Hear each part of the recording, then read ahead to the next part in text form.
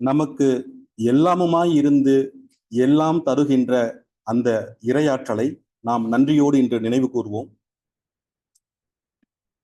நம்ம வீட்டுக்கு பின்னாடி காலி நிலம் இருந்ததுன்னா அங்க செடியோ கொடியோ இல்ல சின்ன மரமோ நட்டு வச்சோம் அப்படின்னா அது பின்னாடி நமக்கு பயன் தரும். அந்த நிலத்துல இல்ல ஒண்ணுமே செய்யாம விட்டா பயன் தராதது மட்டுமல்ல, தீங்கு விளைவிக்கக்கூடிய முள்ளு மரம் அது போல எல்லாம் வளர்ந்துரும். நம்ம மனசு கூட அந்த மாதிரி ஒரு நல்ல விளைநிலம் தாங்க. நாம நல்ல விஷயங்களை நம்ம மனசுல போடாம இருந்தோம் அப்படின்னா தேவையில்லாத தீங்கு விளைவிக்கக்கூடிய குப்பைகள் போன்ற விஷயங்கள்லாம் நம்ம மனசுல வந்து உட்காந்துக்கும். சோ அந்த நல்ல விஷயங்களை மனசுல எப்படி போடணும், நல்ல விஷயங்களை எப்படி தொடர்ந்து சிந்திக்கணும், இந்த வேகமான ஓட்டத்தில் இருக்க இந்த வாழ்க்கையில வந்து இந்த மாதிரி மன்றத்துக்கு வந்து நல்ல பல விஷயங்கள்ல வாரந்தோறும், ஏன்னா மற்றவங்க எல்லாம் வந்து தூக்கத்தை விரும்பி தூங்கி கொண்டிருக்கும் போது நீங்க தான் வாரம் தவறாது தொடர்ந்து இங்க வந்து நன்றி, இறை உணர்வு, ஒழுக்கம் அப்படின்னு நல்ல பல விஷயங்களை மனசுல போட்டு தேவையில்லாத விஷயங்களான பொறாமை, தன்முனைப்பு, அப்படி தேவையில்லாத விஷயங்களை வந்து வெளியேத்துறீங்க. ஏன்னா ஒரு பாத்திரத்துல வந்து அழுக்கு தண்ணி இருக்கு அப்படின்னா நம்ம நல்ல தண்ணியை ஊத்திட்டே இருந்தோம்னா அந்த அழுக்கு தண்ணி வெளியில போயிடும் இல்லைங்களா? சோ அதை உணர்ந்துகிட்டு தொடர்ந்து தூக்கத்தை எல்லாம் விட்டு இங்க வந்து நல்ல பல கருத்துக்களை கேட்கும், மேலும் ஆன்லைன்ல இருக்கிற அன்பர்களும் சேர்த்து உங்கள் அனைவரையும் பார்க்கும்போது எனக்கு மகிழ்ச்சியும் எப்பொழுதும் உற்சாகமாகவும் இருக்கும். அப்படிப்பட்ட அன்பர்களாகிய உங்களை வணங்கி அந்த பணிவான வணக்கத்துடன் இன்றைய சிந்தனை உரை ஆரம்பிக்க இருக்கிறேன்.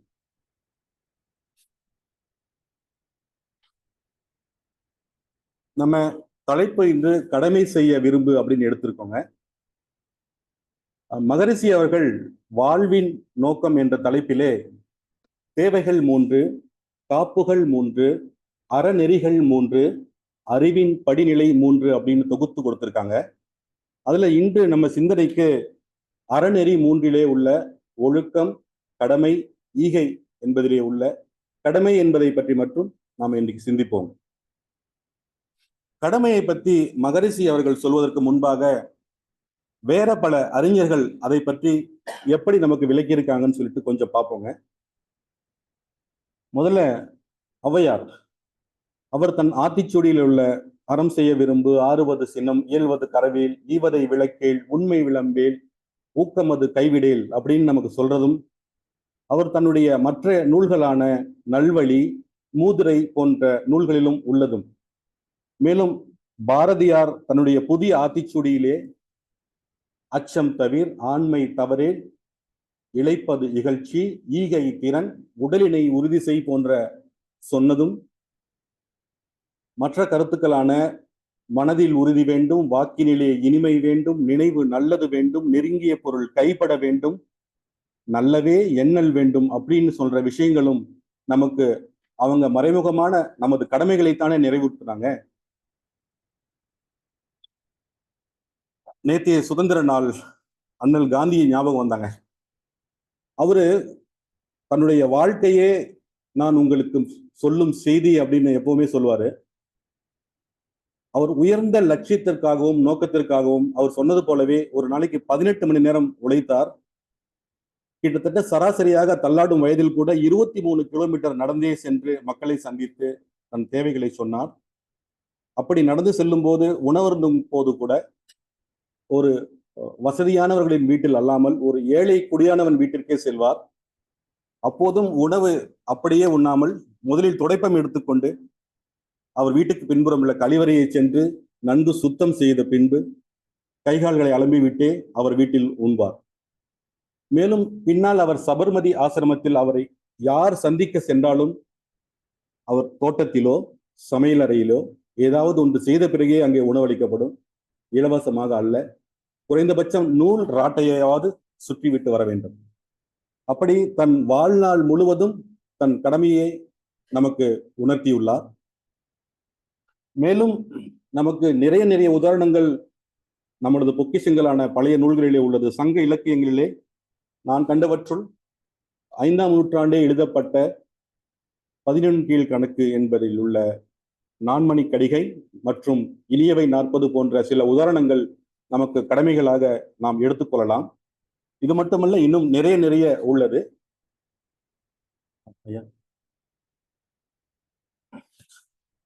இப்பொழுது அடுத்து திருக்குறள். திருக்குறள் பேசாத தலைப்பு எதுவும் உண்டா அப்படின்னு கேட்டா நம்ம கிட்டத்தட்ட இல்லைன்னா சொல்லலாம்.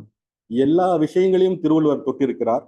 அப்படி கடமைகளை அவர் எத்தனை குறள்களில் சொல்லியிருக்கிறார் என்றால் கிட்டத்தட்ட நம்ம 100 குறள்களுக்கு மேல சுட்டிக்காட்ட வேண்டியிருக்கும். அதில் உள்ள ஒரு அரசனுக்கு உண்டான கடமை என்ன, ஒரு ஒற்றனுக்கு உண்டான கடமை என்ன, ஒரு இல்லறத்தானுக்கு உண்டான கடமை என்ன, ஒரு துறவிக்கு உண்டான கடமை என்ன, அப்படி நிறைய நிறைய பேர்களுக்கு என்ன கடமைகள் உள்ளது என்று சுட்டிக்காட்டி கொண்டே இருப்பார்.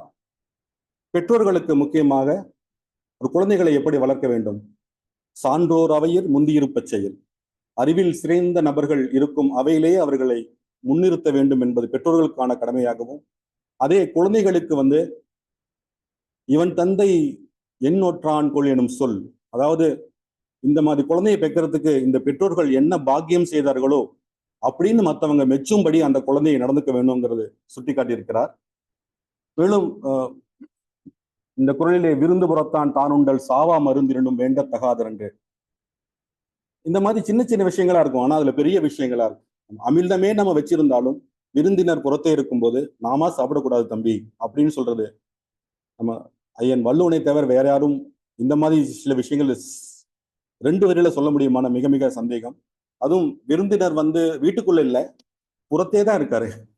புறத்தே இருக்கும் போதே கூட நம்ம அவங்களை விட்டுட்டு சாப்பிடக்கூடாது, அது அமிர்தமே ஆனாலும் அப்படிங்கிற மாதிரி நிறைய விஷயங்கள் இப்படி நமக்காக அவர் சுட்டி காட்டியிருக்கிறார். 644வது குறளிலே செய்யத்தக்க என்றும் தொடங்கும் குறளிலே, நீங்கள் செய்ய வேண்டியவற்றை செய்யாமல் இருந்தாலும் தவறு, செய்ய வேண்டாதவற்றை செய்தாலும் தவறு அப்படின்னு குட்டி குட்டியா அழகாக நமது கடமைகளை நினைவுறுத்தி கொண்டே இருப்பார். இப்பொழுது மகரிஷி கடமையை பற்றி என்ன சொல்லியிருக்கிறார்? அவர் தன் நூலிலே கடன் கூட்டல் மை இஸ் ஈக்குவல் டு கடமை, அதாவது நாங்க வாங்கிய கடனை திருப்பு செலுத்துவது அதுதான் உங்க கடமை அப்படின்னு சொல்றார். அதே ஆங்கிலத்துல due to the society is duty அப்படின்னு எழுதியிருக்காரு. கடமைகளை ஐவகை கடமைகள் அப்படின்னு சொல்லி விளக்குறார். அதுல தான், குடும்பம், சுற்றம், ஊர், உலகு, இந்த 5ற்கும் நீங்கள் செய்ய வேண்டிய கடமைகள் உள்ளது அப்படிங்கிறாரு. அதுல முதல்ல சொன்னது தான். ஏன் முதல்ல தான் வச்சார் அப்படின்னு யோசிக்கும் போது, இப்போ நம்ம உடல் நல்லா இருந்தாதான் நம்ம மற்றவங்களுக்கு ஏதாவது செய்ய முடியும். அதான் பெரியவங்க சொல்லுவாங்க இல்லைங்களா, சுவர் இருந்தாதான் சித்திரம் வரைய முடியும். அதுபோல நம்ம உடம்பை நாம நல்லா பார்த்துக்கணும். உடல் ஆரோக்கியம் மட்டுமல்ல, மன ஆரோக்கியமும் ரொம்ப முக்கியம். ஏன்னா நமக்கு தெரியும், ஒருத்தருக்கு நல்ல உடல்நிலை திடகாத்திரமா இருப்பாரு, ஆனா அவருக்கு மனசு சரியில்லைன்னா சோர்ந்து போய் ஒரு சோஃபால உட்காந்துக்குவாரு, அவரால் ஒன்றும் செய்ய முடியாது. அதனாலதான் மனதினுடைய அருமை தெரிந்து மகரிஷி மனவளக்கலைன்னு பேர் கொண்டு உடலையும் மனதையும் திடமும் வளமும் படுத்திக்கணும், அது ரொம்ப முக்கியம்னு சொல்லி நமக்கு அறிவுறுத்தி கொண்டே இருக்காரு. ஒருவேளை நமக்கு உடல்நிலை சரியில்லாமலோ மனநிலை சரியில்லாமலோ போச்சு அப்படின்னா திரும்பி நமக்கு உதவி செய்யக்கூடியது யாருன்னா இந்த சுற்றமும் சமுதாயமுமா தான் இருக்கும். ஸோ திருப்பி நம்ம கடன் வாங்க வேண்டியதா இருக்கும். அதுக்காக தான் முதல்ல நீங்க உங்களை நல்லா கவனிச்சுக்கோங்க, உங்க உடம்ப நல்லா பார்த்துக்கோங்க, உங்க மனதை நீங்க நல்லா வளப்படுத்திக்கோங்கன்னு சொல்லி வச்சாரு. அடுத்து குடும்பம். குடும்பம் அப்படிங்கும்போது நம்ம மனைவி, மக்கள், பெற்றோர்கள் இவங்க வருவாங்க. அப்புறம் சுற்றம்ங்கும் போது நம்ம உறவினர்களோட நண்பர்களும் எப்பவும் இருக்கிறதுனால அவங்களும் வருவாங்க, அண்டை வீட்டுக்காரர்கள் அப்படின்னு சொல்லிட்டு. அப்புறம் ஊர், உலக, சுருக்கமா சமுதாயம் அப்படின்னு கூட நம்ம எடுத்துக்கலாம். இப்போ இதுல மகரிஷி சொல்லும் போது அந்த 3வது ரொம்ப முக்கியம். இது உடல், குடும்பம், சுற்றம், ஊரார், உலகு காற்றும் கடமை முறையே முக்கியம். முறையே முக்கியம்ங்கிறது ரொம்ப நம்ம கவனிக்க வேண்டிய வார்த்தை. ஏன்னா ஒன்றிற்கு ஒன்று கெடாமலும் பாருங்கிறதும் ரொம்ப முக்கியமான வார்த்தை. இப்போ சில பேர் நான் ஊருக்கு உழைக்கிறேன்னு சொல்லிட்டு குடும்பத்தை கவனிக்காம விட்டுருவாங்க, இல்லைன்னா தன்னையே கூட கவனிக்காம விட்டுருவாங்க. அது தவறு அப்படின்னு சொல்றாரு. ஏன்னா அந்த முறை முக்கியம். முதல்ல உங்களை நீங்க பார்த்துக்கணும். உங்களை நம்பி இருக்கிற குடும்பத்தினருக்கு நீங்க செய்ய வேண்டிய கடமைகளை செய்யணும். அதுக்கப்புறம் சுற்றத்தினரும் சமுதாயத்திற்கும் நீங்க செய்யணும். ஸோ ஒன்றிற்கு ஒன்று கெடாமல் நீங்க பார்த்துக்கோங்க. அதனாலதான் நம்ம மண்டபத்தில் அடிக்கடி சொல்லுவாங்க, உங்கள் மனைவி சில விஷயங்களை செய்தா சொன்னால் அது சில நேரங்களில் உங்களுக்கு ஏற்புடையதாக இல்லை என்றாலும் நீங்கள் செய்ய வேண்டியதாக இருக்கும். அதே போல கணவரும் கூட. ஏன்னா அவங்களுடைய உறவும் அவங்களோட எல்லாம் நமக்கு இணக்கமும் ரொம்ப முக்கியம். ஸோ இப்படி தான், குடும்பம், சுற்றம், அப்புறம் சமுதாயம் சொல்லிட்டு சொல்றாங்க. அப்புறம் சமுதாயத்திற்கு நமக்கு இப்படி நாம இந்த நம்ம பெற்றோர்களின் மூலமாக இந்த உலகத்திற்கு வந்தோம். அதற்காகவே அவங்களுக்கு நம்ம நன்றிக்கடன் பட்டிருக்கிறோம். அப்புறம் நம்ம பிறந்ததிலிருந்து நம்ம சுமார் 20 வயசு வரைக்கும் படிச்சுக்கிட்டே தான் இருப்போம். அப்போ நம்ம நண்பர்களும் ஆசிரியர் பெருமக்கள் போன்றவர்களும் சேர்ந்து நமக்கு தன்னுடைய உழைப்பை தராங்க. நம்மளோடு இருந்து நமக்கு தேவையானதை செய்யறாங்க. அப்புறம் பிறந்ததிலிருந்தே நமக்கு பால், உடை அப்படின்னு இருக்க இடம் எல்லாவற்றையும் கொடுப்பது இந்த சமுதாயம் அப்படின்னு சொல்றாரு. ஆக நம்ம எவ்வளவு விஷயங்கள் மகரிஷி ஒரு புத்தகத்துல சொல்லியிருக்காரு, நமக்கு சராசரியா ஒரு நாளைக்கு 150 பொருட்கள் தேவைப்படுது அப்படிங்கிறாரு. சோ இந்த பொருட்களை எல்லாம் செய்வது நமக்கு முகம் தெரியாத ஒரு பாட்டாளி மக்கள்கள் இல்லைங்களா? சோ இப்படி நமக்கு நிறைய நிறைய செய்து கொண்டிருக்கும் இந்த சமுதாயத்திற்கு நம்ம நிறைய கடன் பட்டிருக்கிறோம். சோ இந்த சமுதாய கடன் தீர்ப்பது நமது கடமை அப்படின்னு சொல்றாரு. மட்டுமல்ல, நமக்கு வேற ஒரு கடமையும் இருக்கு. என்னன்னா, இப்ப நமக்கு சஞ்சித கர்மம், பிராரப்த கர்மம் தெரியும். சஞ்சித கர்மம் அப்படிங்கிறது நினைவுறுத்தலுக்காக நாம ஏற்கனவே பல பிறவிகளை சேர்த்து வச்சிருந்தது. இந்த பிறவியில வந்து நம்ம அது பிராரப்த கர்மமா கொஞ்சம் கடன் வாங்கிட்டு வந்து அதை கழிக்கணும்னு சொல்லிட்டு வந்திருக்கிறோம். நம்ம கிராமத்துல கூட சொல்லுவாங்க, யாராவது இறந்துட்டா அவனுக்கு பிராப்தம் அவ்வளவுதான்ப்பா இந்த ஜென்மத்துலன்னு சொல்லுவாங்க. அந்த பிராரப்தம் தான் சுருக்கி பிராப்தம் அப்படின்னு சொல்லுவாங்க. ஸோ அந்த பிராப்தம் பிராரப்தம் என்ற கடமையையும் அந்த கடனையும் நாம கழிக்கணும். ஸோ சமுதாயத்திற்கு திருப்பி செலுத்த வேண்டிய கடன் பிளஸ் இந்த பிராரப்த கடன், இந்த ரெண்டையும் தீர்க்க வேண்டியது நமது கடமை.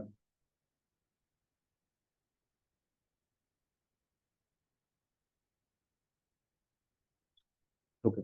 இது இந்த கடமையை செய்யும் போது நடு வயது உடையோருக்கு கொஞ்சம் பொறுப்புகள் கூடன்னு சொல்லி சொல்றாரு. ஏன்னா அவங்களுக்கு தான் வந்து குழந்தைகள் இருப்பாங்க, பெற்றவர்களும் இருப்பாங்க. ஸோ இங்கேயும் பேலன்ஸ் பண்ணணும், இங்கேயும் பேலன்ஸ் பண்ணணும். தானும் தன்னுடைய அலுவலகத்துல கடமை செய்யணும். அப்படி அவங்களுக்கு நிறைய கடமைகள் இருக்கு. மற்றும் இல்லாமல் வாழ தெரியாத அப்படின்னாக்க, இப்போ நமக்கு புத்தி சுவாதீனம் இல்லாமல் அல்லது தனக்கு வாழ்க்கையை முன்னெடுத்து செல்ல கூடிய அளவுக்கு அறிவு இல்லாத நபர்களுக்கு மற்றும் மாற்றுத்திறனாளிகள் போன்ற தனக்கு வாழ முடியாத நபர்களுக்கு அவங்களுக்கும் நீங்க தான் உங்களது கடமைகளை செய்யணும். அவங்களது வாழ்க்கைக்கு உண்டான தேவையானவற்றை நீங்கள் அவங்களுக்கு செய்து கொடுக்கணும் அப்படிங்கிறதும் நமக்கு வலியுறுத்துறாரு. இன்னொரு ஞான களஞ்சியத்தில் உள்ள பாடல்ல, ஒரு பிடி உணவினில் உலக ஒற்றுமை கண்டிடு, டேஷ் உன் பதிலை உலகிற்கு தந்திடு. ஒரு கைப்பிடி உணவு எடுத்து பாருங்க, இது எத்தனை எத்தனை மக்கள் இதுல இருந்து உழைப்பு இருக்கு. இந்த இந்த உணவு உங்க தட்டுக்கு வரணும்னா எத்தனை மனிதனுடைய உழைப்பும் அவரது தியாகமும் இதுல இருக்குன்னு சொல்லி நமக்கு சொல்லுவாரு. அந்த டேஷிங் இடத்துல நம்ம சொல்லிடலாம், ஒரு பிடி உணவில் உலக ஒற்றுமை கண்டிடு, உழைப்பால் உன் பதிலை உலகிற்கு தந்திடுன்னு எழுதியிருப்பாரு. அடுத்து இப்ப நம்ம கடமை செய்யணும் அப்படின்னு சொல்லியிருக்கிறோம். இந்த கடமையை வந்து எப்படி செய்யணும் அது சொல்றதுக்கு முன்னாடி ஒரு சின்ன விளக்கம் சொல்லலான்னு இருக்கோம். இப்போ ஒருத்தர் வந்து வெளியில உட்காந்து செய்தித்தாள் படிச்சுட்டு இருந்தாருங்களாம். அப்போ அந்த தெருவுல வந்து இந்த நகராட்சி பணியாளர் வந்து இந்த காக்கி ட்ரெஸ் எல்லாம் போட்டுட்டு இந்த மாதிரி ஒரு ஷவல் மம்மிட்டி மாதிரி எடுத்துட்டு வந்து 1 அடிக்கு 2 அடி ஒரு குழி தோண்டுவாருங்களாம். அப்புறம் ஒரு 2 மீட்டர் இடைவெளி விட்டு மறுபடியும் 1 அடிக்கு 2 அடி ஒரு குழி தோண்டுவாருங்க. அப்படி 2 மீட்டருக்கு ஒரு தடவை அப்படி குழி தோண்டி அது பக்கத்திலேயே மண், அந்த தோண்டிய மண் எல்லாம் வச்சுட்டு அப்படி போய்கொண்டே இருந்தாருங்களாம். ஒரு 2 மணி நேரம் கழிச்சு இன்னொருத்தர் வந்தாருங்களாம். வந்து அந்த மண்ணெல்லாம் எடுத்து அதே பணியாளர், அதாவது அதே நகராட்சி பணியாளர், இவரு வந்து 2வது ஆள் என்ன செய்யறாரு, இந்த தோண்டி எடுத்த மண்ணெல்லாம் திருப்பி அந்த குழிக்குள்ள போட்டு மூடிட்டு இருந்தாங்க. இப்படி மூடிட்டு தட்டிட்டு அடுத்த குழிக்கு போய் அதே மாதிரி மூடிட்டு இருந்தாங்களாம். இந்த செய்தித்தாள் படிக்கிறவருக்கு ஒன்றும் புரியல. முதல்ல ஒருத்தர் வந்தாரு, அவரு குழிகளா தோண்டிட்டு போனாரு. இவரு வராரு, குழிகளை மூடிட்டே போறாரு. அப்படின்னு சொல்லிட்டு இவருக்கு புரியல. அப்படி கேட்கலாம்னு சொல்லிட்டு அவங்க கிட்ட போய் கேட்டாரு. குழி மூடிட்டு இருந்தவர்கிட்ட கேட்டாரு, எப்பா என்ன நீங்க செய்றீங்க அப்படின்னு. அதுக்கு அந்த குழி மூடும் நபர் சொன்னாரு, ஐயா எங்க டீம்ல 3 பேர். ஏங்கிறவர் வந்து குழி தோண்டணும், அது அவரது கடமை, அவர் செஞ்சுட்டு போயிட்டு இருக்காரு பாருங்க. சிங்கிறது நானு, என்னுடைய கடமை நான் குழி மூடுறது. பிங்கிறவருடைய கடமை நடுவில் வந்து ஒரு செடி வைக்கிறது. ஆனா பி இன்னைக்கு வந்து லீவ் போட்டாரு. அவர் லீவ் போட்டதுனால நாங்க எங்க கடமையை செய்யாம இருக்க முடியுமா அப்படின்னு கேட்டாரு. இப்ப யோசிச்சு பாருங்க, அந்த மாதிரி செய்யறது எதுவும் பயன் இருக்குங்களா? அவங்க கடமையை சரிவரதான் செய்யறாங்க. ஆனா அது யாருக்காவது பிரயோஜனம் இருக்கா? அப்போ கடமையை எப்படி செய்யணும்னு சொல்லி மகரிஷி என்ன சொல்றாரு பாருங்க. அது நலம் விளைவிப்பதாக இருக்கணும். செயல் விளைவறிந்து பிறருக்கு நன்மை பயப்பிக்கிறதாகவோ அல்லது அவர்களுக்கு உபயோகமானதாகவோ இருந்தால்தான் அது கடமையாகும் அப்படின்னு சொல்றாரு. ஸோ கடமையை எப்படி செய்யணும்? பிறருக்கு நன்மை பயப்பதாக ஒரு செயலை செய்வதற்கு முன்பாக செயல் விளைவு திட்டம் கொண்டு யோசித்து இது நன்மை பயக்குமா என்று உணர்ந்து பின்பு செய்ய வேண்டும்ங்கிறது தான் கடமைன்னு சொல்லி சொல்றாரு. அதே போல கடமை எவ்வளவு செய்யணும்? நான் வந்து 94, 95 அப்படி சென்னையில முதலா நான் வேலைக்கு சேர்ந்த புதுசுல இந்த ஸ்டாஃப் ஸ்கில்ஸ் டெவலப்மெண்ட் ப்ரோக்ராம் அப்படின்னு சொல்றதுக்காக ட்ரைனிங்காக நிறைய பேர் வருவாங்க. இடையில வந்து ட்ரைனிங் கொடுத்துட்டு போவாங்க. அதுல ஒருத்தர் பிரைவேட்டா டிஸ்கஸ் பண்றதுக்கு எனக்கு வாய்ப்பு கிடைச்சது. அப்ப அவர் என்கிட்ட ஒரு கேள்வி கேட்டாரு. தம்பி, உங்க முதலாளி வந்து உங்களுக்கு 5000 ரூபாய் மாச சம்பளம் தராரு அப்படின்னா நீங்க பதிலுக்கு எவ்வளவு சம்பாரிச்சு கொடுக்கணும் அப்படின்னு கேட்டாரு. நான் சொன்னேன், குறைந்தபட்சம் 5000 நான் சம்பாரிச்சு கொடுக்கணும் அப்படின்னு. அப்ப அவர் சொன்னாரு, சிரிச்சாரு, உங்களுக்கு தீபாவளி போனஸ் தராரு, லீவ் சேலரி தராரு, லீவ் கொடுக்குறாரு அப்படின்னு சொன்னார். அப்ப நான் புரிஞ்சுக்கிட்டேன், இல்ல இல்ல 10,000 நான் சம்பாரிச்சு கொடுக்கணும் அப்படின்னு சொன்னேன். அவர் மறுபடியும் தலையாட்டினாரு, இல்லைன்னு. அப்ப நீங்களே சொல்லிடுங்க சார் அப்படின்னா. அப்போ தம்பி, நான் உங்ககிட்ட எதிர்பார்த்த சரியான பதில் என்னவா இருக்கும் அப்படின்னா, என்னால எவ்வளவு முடியுமோ நான் அவ்வளவு சம்பாரிச்சு தரணும் அப்படின்னு சொல்லணும் அப்படின்னு சொன்னாரு. கிட்டத்தட்ட ஒரு 30 வருஷம் இருக்குன்னு நினைக்கிறேன். எனக்கு இன்னமும் அது ஞாபகம் இருக்கு. ஸோ நம்ம கடமைகளை வந்து எவ்வளவு செய்யணும்னு யாராவது கேள்வி கேட்டா எனக்கு தெரிந்த பதில் வந்து, நன்மை பயக்கக்கூடிய கடமைகளை எவ்வளவு முடியுமோ, எவ்வளவுக்கு அளவு அதிகமாக முடியுமோ அவ்வளவு நம்ம செய்யக்கூடியது நம்ம கடமைன்னு தான் நம்ம நினைக்கிறோம்.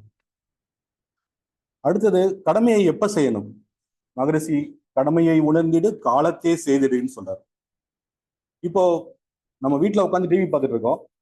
யாராவது வெளியில வந்து உதாரணத்துக்கு சின்னதா, ஐயா எனக்கு கொஞ்சம் தாகமா இருக்கு தண்ணி கொடுங்க அப்படின்னா, திருப்பி நம்ம ஐயோ சீரியல் பாதிலேயே இருக்குன்னு சொல்லிட்டு பார்த்த சீரியலை முழுவதுமாக பார்த்துட்டு ஒரு 1/2 மணி நேரம் கழிச்சுட்டு போய் தண்ணி கொண்டு தண்ணி இல்லை மோரே கொண்டு போனா கூட அந்த நபர் அங்க இருப்பாருங்களா? சோ எந்த கடமையை எப்ப செய்யணுமோ அது அப்பவே செய்யணும், காலம் தாழ்த்தாமல் செய்யணும். அதனாலதான் மகரிஷி ரொம்ப காலத்தே செய்துடுங்கிறார். ஏன்னா காலம் தவறிய கடமை வந்து செய்தால் மீண்டும் அது யாருக்கும் பயனில்லாமல் கூட போகக்கூடும் அப்படிங்கிறதுனாலதான். அப்புறம் நம்ம எல்லாருக்கும் தெரியும், இந்த உலகத்திலேயே மிகச்சிறந்த வார்த்தை எதுன்னு கேட்டா ஓரளவு தெரியும், அது செயல்னு சொல்லுவாங்க. ஸோ அந்த செயல் மூலியமா தான் நம்ம கடமைகளை நம்ம ஆற்றிக்கொண்டிருக்கிறோம். இப்போ முதல்ல வந்து எல்லாரும் நம்ம பெரியவங்க நமக்கு சொல்லி கொடுத்தது என்னன்னா, நீங்க கடுமையா உழைக்கணும், கடினமா உழைச்சாதான் வந்து வாழ்க்கையில மேல வர முடியும் அப்படின்னு நமக்கு சொல்லி கொடுத்துருக்காங்க.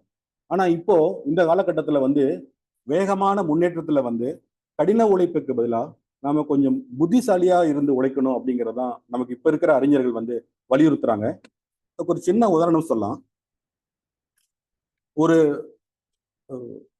கிராமத்து பண்ணையார்னு சொல்லலாம், இல்லைன்னா தலைவர்னு சொல்லலாம். அவருக்கு வந்து வயசு கூடுறதுனால ஒரு கவலையில இருந்தாரு. அவரை பார்ப்பதற்காக ஒரு நண்பர், கிட்டத்தட்ட ஞானி அவரு போனாரு. அப்போ அந்த கிராமத்து தலைவர் அவர்கிட்ட கேட்டார், ஏன் ஒரு மாதிரி யோசிச்சுட்டே இருக்கிற அப்படின்னு. இல்ல, நான் வந்து ரிட்டையர் ஆகலான்னு பாக்குறேன். ஆனா இந்த கிராமத்தை வந்து நல்ல முன்மாதிரியா எடுத்துட்டு போற அளவுக்கு ஆள் தேடிட்டு இருக்கிறேன். ஆனா ஒரு 3 பேரை பார்த்து வச்சிருக்கிறேன். எல்லாமே நல்ல குணம் இருக்கிறவங்க தான். ஆனா அதுல யாருக்கு கொடுக்கறது எனக்கு தெரியலன்னு சொன்னாரு. அப்போ அந்த ஞானி சொன்னாரு, ஓகே இது சீக்கிரம் கண்டுபிடிச்சிடலாம் அப்படின்னு அந்த 3 பேரை கூப்பிடுங்கன்னாரு. கூப்பிட்டுட்டு தனித்தனியே உள்ள ஒரு 3 ரூம், 10க்கு 8 சைஸ்ன்னு வச்சுக்கோங்களேன், அந்த மாதிரி ஒரு ரூம் எல்லாருக்கும் கொடுத்து, நீங்க வந்து இந்த இந்த அறை முழுவதும் நிரப்பணும், எதையாவது கொண்டு நிரப்பணும். ஆனா அதுக்கு குறைவான செலவை எடுத்துக்கணும். யார் செய்யறாங்கன்னு பார்ப்போம் அப்படின்னு சொன்னாரு.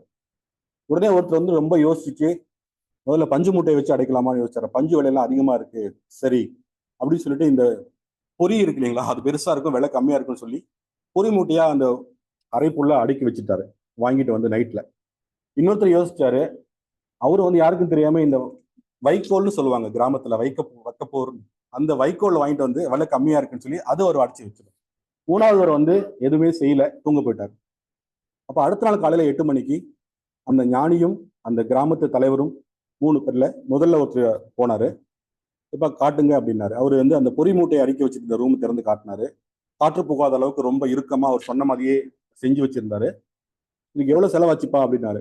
ஐயா, நீங்க 1,00,000 வரைக்கும் செலவு பண்ணான்னு சொன்ன மாதிரி ஞாபகம், எனக்கு வந்து 60,000 தான் நான் முடிச்சுட்டேன் நானு அப்படின்னு சொன்னாரு.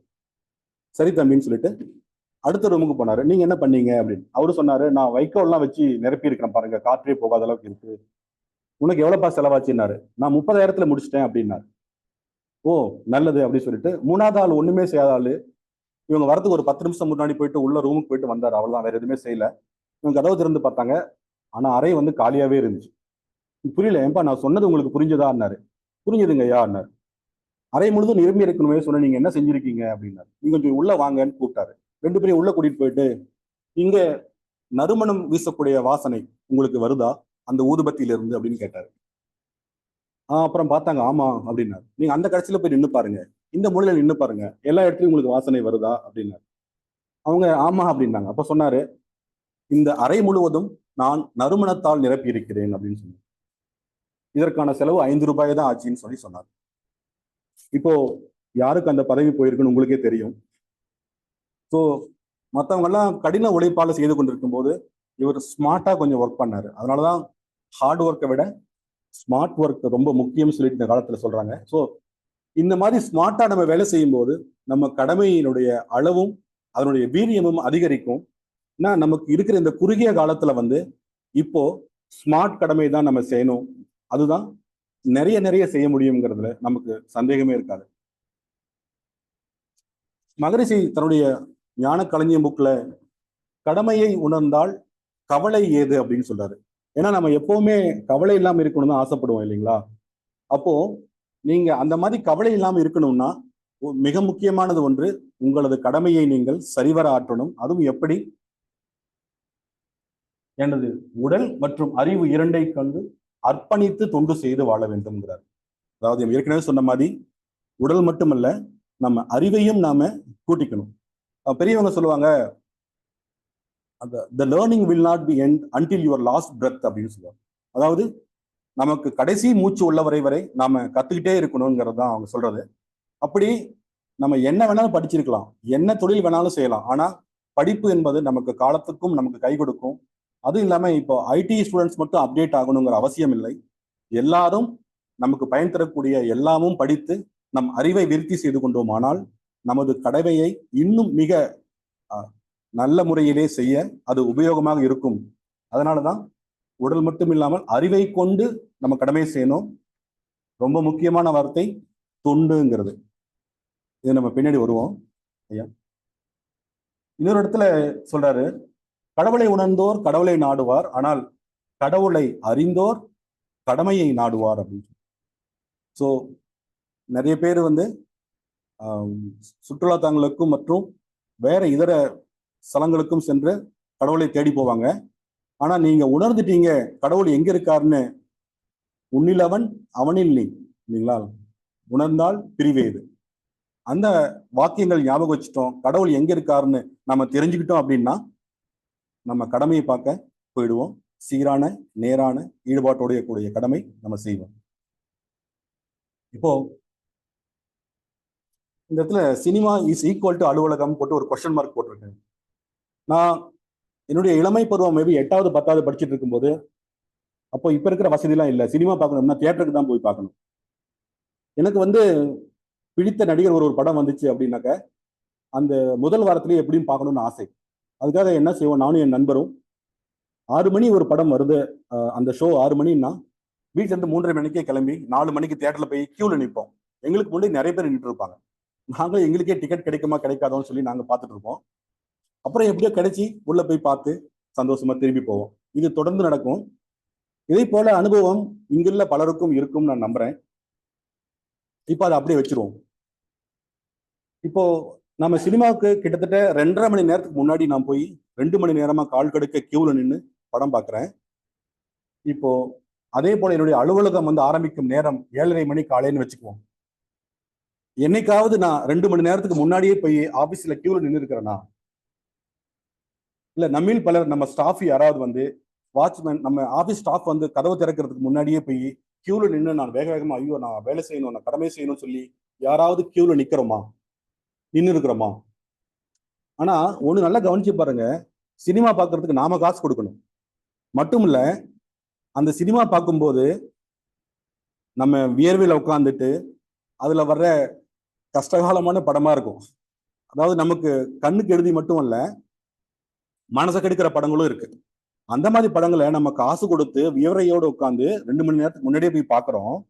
ஆனா ஆபீஸ்ல நமக்கு வேலை செஞ்சா நமக்கு மாசம் சம்பளம் தராங்க, ஏசி போட்டு டீ பாயை வச்சு டீ கொடுக்குறாங்க, வருஷமானா போனஸ் தராங்க, லீவுக்கு தொட்டு சேலரி கொடுக்குறாங்க. ஆனாலும் நம்ம யாரும் ஒரு மனிதருக்கு கூட 2 மணி நேரத்துக்கு முன்னாடியே போய் கியூல நின்று வேலை பார்த்ததாக இதுவரை எனக்கு தெரியாதுங்க. இப்போ நாம தான் இதற்கான பதில் என்ன அப்படிங்கிறது. அதாவது சினிமா பார்க்கும்போது ஆர்வமும் ஈடுபாடும் இருந்தது அளவுக்கு என்னுடைய வேலை செய்வதிலே ஆர்வமும் ஈடுபாடும் இருக்கிறதா? இதற்கான பதில் நான் உங்களிடத்தை விட்டுறேன். அடுத்து நாம நம்ம கடமையை இது போல செய்ய மறக்கிறதோ அல்ல தவறதோ கண்டிப்பாக நமது அறிவின் குறைபாடே என்று வேற என்ன. மகரிஷி வந்து அந்த மாதிரி அறிவின் குறைபாடுக்கு 3 விஷயங்கள் சொல்றாரு. ஒண்ணு வந்து அலட்சியம், ஏன்னா உங்களுக்கு தெரியும் ஆனா அலட்சியத்தினால நீங்க அதை செய்ய மாட்டீங்க. அப்புறம் அறியாமை, இது கூட கொஞ்சம் மன்னிக்கலாம், ஏன்னா அறியாமையினால நீங்க செய்யாம விடுறீங்க. ஆனா அறியாமையை போக்கணும்னா அறிவை வளர்த்துக்கிறத தவிர வேற வழி இல்லை. அதனால அதை வளர்த்துக்கணும். உணர்ச்சி வயப்பட்டு நம்ம நிறைய தவறுகள் செய்வோம் அப்படின்னு சொல்லி சொல்றாரு. ஸோ இதெல்லாம் நம்ம சீர்தூக்கி பார்த்து நம்ம கடமைகளை வந்து எப்படி சிறப்பாக செய்யணுங்கிறது வந்து நம்ம கிட்ட தானே நம்ம இருக்கு. அடுத்து மகரிஷி இன்னொரு இடத்துல சொல்றாரு, இயற்கையின் ரகசியம் உணர்ந்தோர் பிறர் துன்பம் போக்கும் இனிய செயலை கடமையாக கொள்வார். நீங்க நல்லா யோசிச்சு பாருங்க, ஒரு செயல் செய்யணும்னா அது ரொம்ப ஈஸிங்களா இல்ல கஷ்டமானா? இப்போ இப்போ உதாரணத்துக்கு பெண்கள் இருக்காங்க, அவங்க வீட்டில் உட்காந்து ஹஸ்பண்ட் வேலைக்கு போனதுக்கு அப்புறம் நம்ம டிவி சீரியல் பார்க்கலாம், இல்லைன்னா படுத்து தூங்கலாம் இல்லைங்களா? அது ஒன்றும் பெரிய விஷயம் இல்லை. ஆனால் அதுலேயே வந்து ஒரு ஒரு நாள் வந்து ஒரு டிஷ் ஒன்று செய்யுது, ஒரு நல்ல மேபி எண்ணெய் கத்திரிக்கான்னு வச்சுக்கோங்க, அந்த மாதிரி ஒரு டிஃப்ரெண்டான டிஷ் செஞ்சு பக்கத்து வீட்டுக்காரங்களுக்கு கொடுக்குறாங்கன்னு வச்சுக்கோங்க. அப்போ அடுத்த நாள் அந்த அக்கா சொல்லுவாங்க, நேற்று நீங்கள் கொடுத்தீங்களே அந்த எண்ணெய் கத்திரிக்காய், அதில் நிலக்கடலாம் போட்டு அழைச்சிருந்தீங்களோ, ரொம்ப அருமையா இருந்ததுமா, எங்க வீட்டுக்காரும் பையனுமே சாப்பிட்டாங்க, எனக்கு இவ்வளவுதான் கொடுத்தாங்க அப்படின்னு சொன்னாங்கன்னா உங்களுக்கு ஒரு ஒரு உணர்ச்சி தருமம் பார்த்தீங்களா?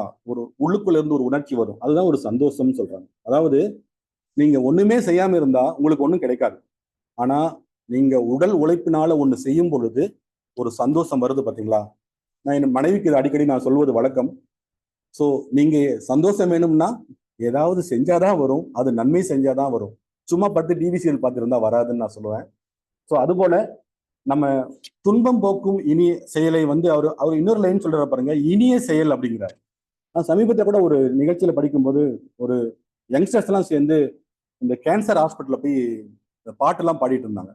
அப்போ கேட்டோம், இது என்னப்பா இங்க வந்து இப்படி பாட்டு பாடிருக்கீங்க ஹாஸ்பிட்டல்லன்னு சொல்லும்போது அவங்க சொன்னாங்க, ஐயா இந்த கேன்சர் ஹாஸ்பிட்டல்ல வந்து கீமோதெரப்பி எல்லாம் தரும்போது ஒரு கடுமையான வேதனை இருக்கும், அதாவது மரண வேதனைன்னு சொல்லுவாங்களா அந்த மாதிரி இருக்கும். அந்த வழி போக்குறதுக்காக நாங்க பாடும்போது அவங்களும் எங்களோட சேர்ந்து பாடி சந்தோஷமா இருப்பாங்க. அவங்க கொஞ்ச நேரமாவது கவலைகளை மறப்பதற்காக நாங்க எங்க வேலைகளை விட்டு இங்க வந்து இது ஒரு சர்வீஸா தான் பண்றோம், காசு யார்ட்டையும் நாங்க வாங்குறது இல்லைன்னு சொன்னாங்க. ஸோ அந்த மாதிரி ஒரு உதாரணத்துக்கு தான் சொல்லாமே ஒழிய, இப்போ நிறைய பேர் நிறைய இடத்துல வந்து கவலைகளோட தான் இருக்கிறாங்க. அந்த கவலைகளை வந்து போக்குறதுக்கு வழி தெரியாம அவங்க திணறிட்டு இருக்கிறாங்க. ஸோ அவர்களுக்கு நம்ம பொருள்னால் மட்டுமல்ல, இதர பல விஷயங்கள்னாலையும் நான் அவங்கள உதவ முடியும். இப்போ இந்த மாதிரி மன்றம் வந்து ஞானம் கத்துக்கணும், ஞானம் கொடுக்க முடியும். நாம கத்துக்கிட்டதை வந்து அடுத்தவங்களுக்கு கொஞ்சம் சொல்லிக் கொடுக்க முடியும், இல்ல அவங்களை இங்க கூட்டிட்டு வர முடியும். மட்டுமல்ல, ஒரு ஹாஸ்பிட்டல்ல ஒருத்தர் இருக்காரு அப்படின்னா கொஞ்சம் பழம் வாங்கிட்டு நம்ம நேரத்தை கொண்டு அவருக்கு உதவி செய்யலாம். போய் கொஞ்சம் நேரத்தை ஒதுக்கும் போது ஒரு 4 வார்த்தை பேசும்போது அவர் கொஞ்சம் ஒரு திருப்தியா உணர்வாரு. அப்படி பணத்தினால் மட்டுமல்ல, நமது நேரம், நமது பேச்சு, நமது அறிவு, இது எல்லாமே கொண்டு மற்றவர்களுக்கு நாம் உபயோகமாக இருக்கலாம், நமது கடமையை செய்யலாம். நம்மிடம் எதுவுமே இல்லையா, குறைந்தபட்சம் பிறர் அழுது கொண்டு வரும் பொழுது சாய்ந்து கொள்ள தோள்களையாவது தரலாமே. அப்படி செய்யும் செயலே மகரிஷி சொல்றாரு, அது இனிய செயல் அப்படின்னு அண்டர்லைன் பண்ணி சொல்றாரு. அப்புறம் இன்னொரு இடத்துல சொல்லியிருக்காரு, இறை உணர்வையும் கடமையையும் இறுக பற்றினேன் அப்படின்னு. ஸோ இறை உணர்வு ஒரு மனிதருக்கு எந்த அளவுக்கு முக்கியமோ கடமையும் உங்களுக்கு அந்த அளவுக்கு முக்கியம். நான் இறை உணர்வோடு இருக்கிறேன்னு சொல்லிட்டு வீட்டுல சும்மாவே இருக்கிறது பெரிய விஷயம் அல்ல. உங்களுக்கு உண்டான கடமைகளை நீங்கள் செய்து கொண்டே இருந்தால்தான் அந்த வாழ்வின் நோக்கத்தை நாம் அடைய முடியும் அப்படிங்கிறத மிக அழகாக எடுத்து காட்டுகிறார். சார்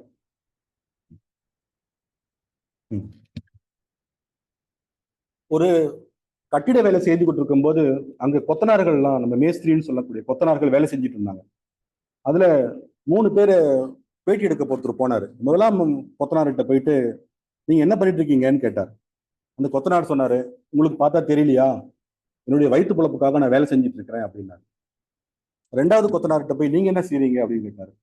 எனக்கு குடும்பம் ஒண்ணு இருக்குல்ல, நான் கட்டட கஷ்ட மேஸ்திரி, பாருங்க செங்கல் அடிக்கிட்டு இருக்கிறேன், உங்களுக்கு தெரியலையா அப்படின்னு சொன்னார். 3வது கொத்தனார்கிட்ட போய் நீங்க என்ன பண்றீங்க அப்படின்னு கேட்டாரு.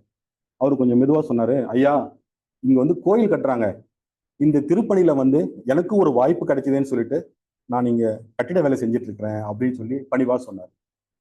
ஸோ இந்த 3 பேர்ல யார் தன்னுடைய கடமையை நல்லா ஈடுபாட்டோடு செய்வாங்கங்கிறது யாராவது சொல்லுங்களேன். 3வது கொத்தனார். கரெக்ட்.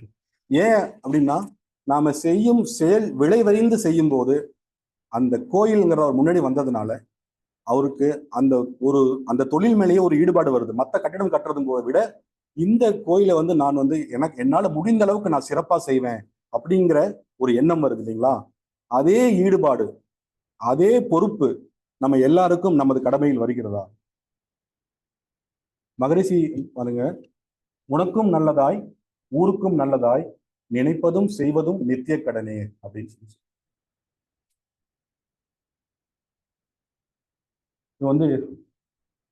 பேராசிரியர் முத்து ஐயா அவர்கள் ஆழியார்ல மாதம் ஒரு மாற்றம் அப்படிங்கிற தலைப்புல 1 வருஷம் கிட்டத்தட்ட கிளாஸ் எடுத்தாரு. அதுல 1 மாதத்திற்கான ஸ்டேட்மெண்ட் அவர் சொன்னது, எனக்குள் இருக்கும் தெய்வீக தன்மையை உணர்ந்து எனது கடமையை செய்து வாழ்ந்து கொண்டிருக்கிறேன் அப்படின்னு. நாம நெப்போலியன் சொன்னாரு, அவங்க சொன்னாங்க, இவங்க சொன்னாங்கிறத விட நம்ம முன்னாடி இருக்கிற முத்து சார் சொன்னதும் நம்ம இப்போ மேற்கோள் கட்டக்கூடிய அந்த அளவுக்கு நம்ம உயர்ந்திருக்கிறோம். ஸோ நம்ம தெய்வீக தன்மையை உணர்ந்து நம்ம வாழ்க்கையில எப்படி இருக்கணும், அனுதினமும் கடமையை செய்து கொண்டிருக்கிறேன்ங்கிற சந்தோஷமான உற்சாகத்துல நம்ம இருக்கணும்.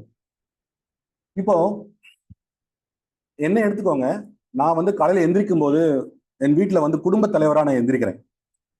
அப்புறம் குளிச்சுட்டு நான் வண்டி எடுத்துட்டு ஆஃபீஸ்க்கு போகும்போது, வண்டியை ஓட்டிக்கும் போது நான் ஒரு ஓட்டுநர். ஆஃபீஸ்ல போய் ரீச் ஆயிட்டேன் அப்படின்னா நான் ஒரு பணியாள்.